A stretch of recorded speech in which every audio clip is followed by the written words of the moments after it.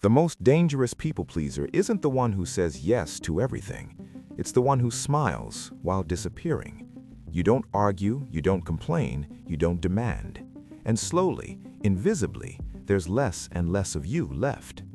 By the end of this video, you'll understand why people-pleasing isn't kindness.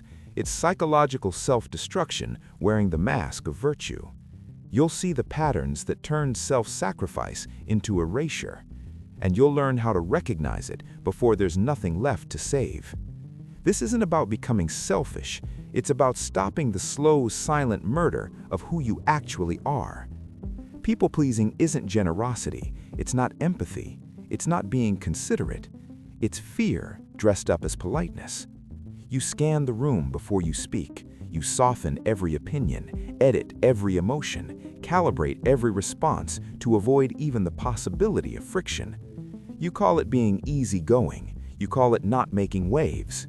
But what you're really doing is negotiating your right to exist in every single interaction. Seneca understood this better than most when he wrote, "We suffer more in imagination than in reality." Here's what he meant. The rejection you're avoiding, it hasn't happened. The conflict you're preventing, it's hypothetical. The disapproval you fear, it exists only in your mind. People-pleasing isn't a response to real danger. It's a response to imagined consequences. You're living inside a prison constructed entirely from scenarios that never occurred. And when your entire existence is organized around avoiding rejection that doesn't exist yet, you are not free. You are performing a version of yourself that was never real to begin with. The first pattern that destroys people-pleasers is approval addiction. Here's how it functions. You adjust yourself to meet someone's expectation. You say what they want to hear. You become what they need you to be. They respond positively. They smile. They thank you. They approve. Your brain releases dopamine. Relief floods your nervous system. But that relief is temporary. So you do it again, and the need intensifies. Research shows that social rejection activates the anterior cingulate cortex, the exact same brain region involved in processing physical pain. Your nervous system cannot distinguish between a broken bone and being excluded from the group. So if you grew up in environments where love felt conditional, where approval had to be earned, where acceptance came with terms, your brain learned one fundamental equation. Conflict equals danger. Boundaries equal threat. Disagreement equals abandonment. And survival became more important than authenticity. You don't people-please because you're weak. You do it because your nervous system is trying to protect you from what it was taught to fear. But here's the cost. You become addicted to external validation while losing all access to your own internal compass. You stop knowing what you actually want because you've spent years asking the wrong question. Not what do I think, but what do they need me to think? If this is resonating, hit subscribe. I break down the psychology behind patterns that silently destroy you without the self-help platitudes or feel-good nonsense. New videos every week. You won't regret it. Now here's where it gets darker.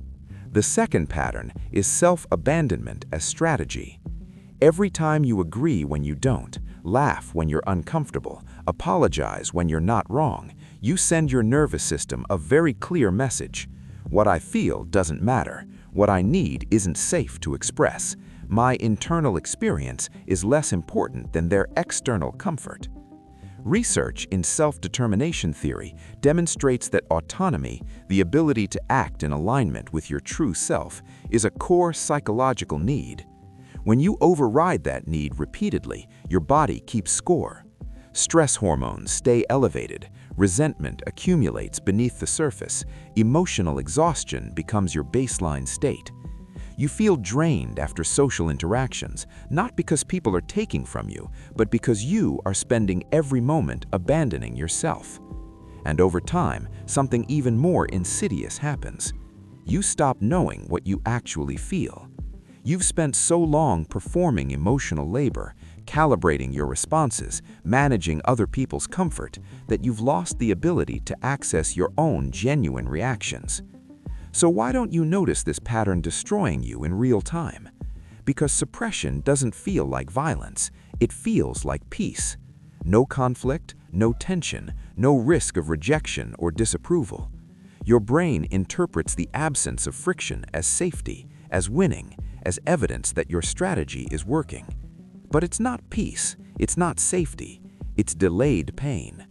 Because what you don't express doesn't disappear, it accumulates. In your body as chronic stress, in your mind as persistent anxiety, in your relationships as quiet, corrosive resentment toward people who never even asked you to diminish yourself. You don't explode into dramatic confrontation, you fade, slowly, quietly. And by the time you realize what's happened, the person you used to be is so far gone you can barely remember what they wanted, or needed, or believed. Here's how you know this pattern has taken over. You feel more exhausted after helping someone than they feel grateful. Not because they're ungrateful, but because you weren't helping them. You were managing your own fear of what happens if you don't. Look at the pattern honestly. Do you apologize for taking up space, for asking questions, for needing anything at all? Do you feel panic when you haven't responded to a message fast enough, not because of what it says, but because you failed to perform quickly enough? Do you scan every room, every meeting, every interaction for signs that someone might be uncomfortable with you? That's not politeness. That's your nervous system treating normal human existence as a threat. You're the one who does everyone's work but never asks for the raise, the one who's always available but never gets checked on. If you can't remember the last time you said no without justifying it for 10 minutes afterwards, you're not living, you're performing.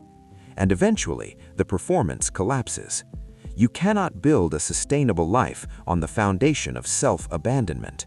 And the most dangerous belief you can hold is that being loved for a manufactured version of yourself counts as genuine connection. It doesn't. Because eventually, you wake up and realize something devastating. The person everyone likes, the person everyone feels comfortable around, the person who never causes problems, that person doesn't exist. And the person you actually are, you buried them so long ago you've forgotten where. Understanding this makes you free. Free to say no without guilt, free to disappoint people and survive it, free to stop performing your way into belonging that was never real to begin with. If this opened your eyes, share it with someone who needs to hear it. Subscribe for psychology that tells the truth instead of what feels comfortable. And remember, you don't owe anyone a smaller version of yourself. See you in the next one.